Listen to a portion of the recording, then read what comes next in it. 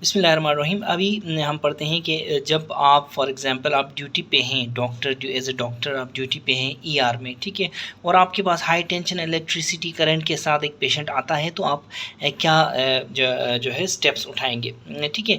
तो अगर पेशेंट कोई आता है ईआर में हाई टेंशन इलेक्ट्रिसिटी के करंट के साथ, तो उसमें क्या क्या हो सकता है। सबसे पहले 3 चीज़ें याद रखें, 3 चीज़ें आपके जहन में होना चाहिए। सबसे पहले क्या होगा, ठीक है ना। तो सबसे पहले कहाँ चेंजेस आ सकती हैं, ब्लड में, मसल्स में और मायोकार्डियम में चेंजेस आ सकती हैं। अब देखें, जैसे ही पेशेंट आपके पास आता है, आपने क्या करना है, आपने प्राइमरी सर्वे प्लस साइमल्टेनियस रिससिटेशन, फिर सेकेंडरी सर्वे और नेसेसरी इन्वेस्टिगेशंस ये करने हैं ना।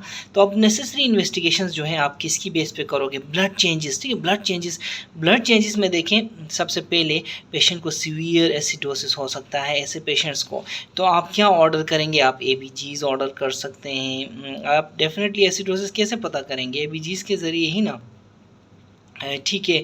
इसी तरह फिर इसका इलाज क्या होता है, हम आईवी बाइकार्बोनेट देते हैं, ठीक है ना, आईवी बाइकार्बोनेट देते हैं। अब आईवी बाइकार्बोनेट कैसे देते हैं, ठीक है, इसके ऊपर भी हम एक वाई में बना के आपको बताएंगे, ठीक है। फिर दूसरे चेंजेस कैसे आ सकते हैं, देखें बेस लाइन्स तो आप बेच ही देंगे, ठीक है, बेस लाइन्स के साथ एबीजीज ये आप भेज देंगे। फिर मसल्स की बात करें, अब मसल्स में देखिए इंपॉर्टेंट पॉइंट है, मसल्स में अगर डैमेज है, ये देखें फॉर एग्जांपल मसल्स, ये देखें 3 लाइंस आ रही हैं, एक ब्लड चेंजेस, एक मायोकार्डियल डैमेज वाली चेंजेस और एक मसल वाली चेंजेस, वही ब्लड मसल मायोकार्डियम, ठीक है।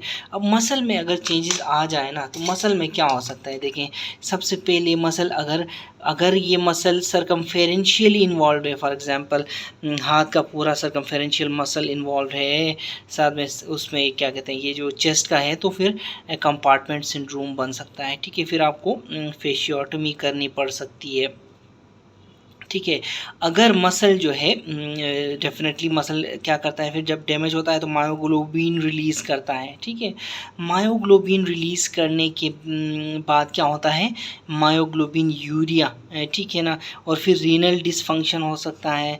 इसलिए आप क्या करेंगे, एकदम आप क्या करेंगे, आप RFTs एडवाइस करेंगे, हाँ ठीक है। तो आप क्या करेंगे, रीनल डिसफंक्शन के लिए आप रीनल पैरामीटर्स देखेंगे, ठीक है। उसके बाद फिर फ्लूइड्स वगैरह डेफिनेटली अगर डिरेंज्ड हैं हम फ्लूइड्स दे सकते हैं, ठीक है।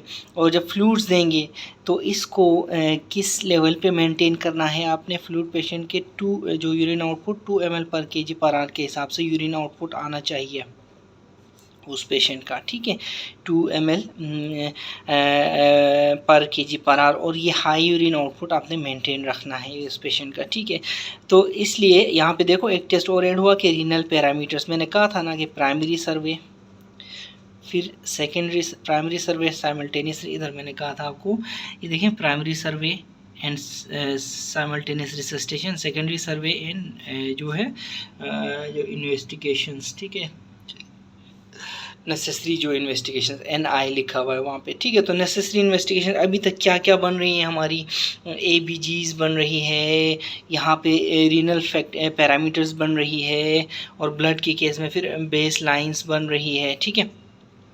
तो ये सारी आपने देखनी है। फिर अगर मसल डैमेज हो गया, फॉर एग्जांपल हाथ का मसल सारा गया, तो इससे लिम्ब डैमेज हो सकता है, सीवियर लिम्ब डैमेज की वजह से फिर आपको एम्पुटेशन करनी पड़ सकती है, ठीक है।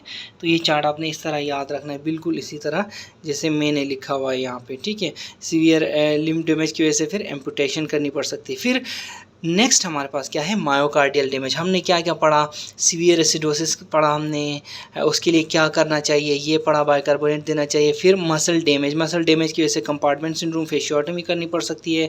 मसल डैमेज की वजह से लिम्ब डैमेज, पूरा और लिम्ब डैमेज हो गया तो सीवियर लिम्ब डैमेज के केस में एम्पुटेशन करनी पड़ सकती है। और मसल डैमेज हो तो मायोग्लोबिन यूरिया रिलीज़ हो जाता है, मायोग्लोबिन रिलीज़ होता है, मायोग्लोबिन यूरिया हो जाता है, ठीक है। मायोग्लोबिन ब्लड में रिलीज़ होगा, वो ब्लड के थ्रू जाके फिल्टर होकर किडनीज में आएगा, वहाँ फिर मायोग्लोबिन यूरिया आपको नज़र आएगा।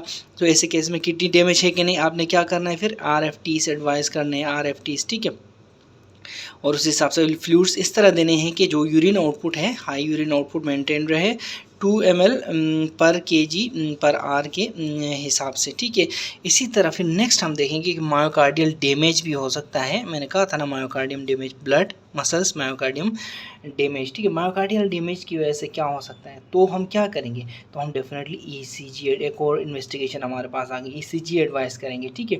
ईसीजी में अगर चेंजेस हैं, ठीक है, ईसीजी में चेंजेस हैं, हार्ट फेलियर वगैरह के, तो फिर उसको हम डायूरेटिक्स और जो है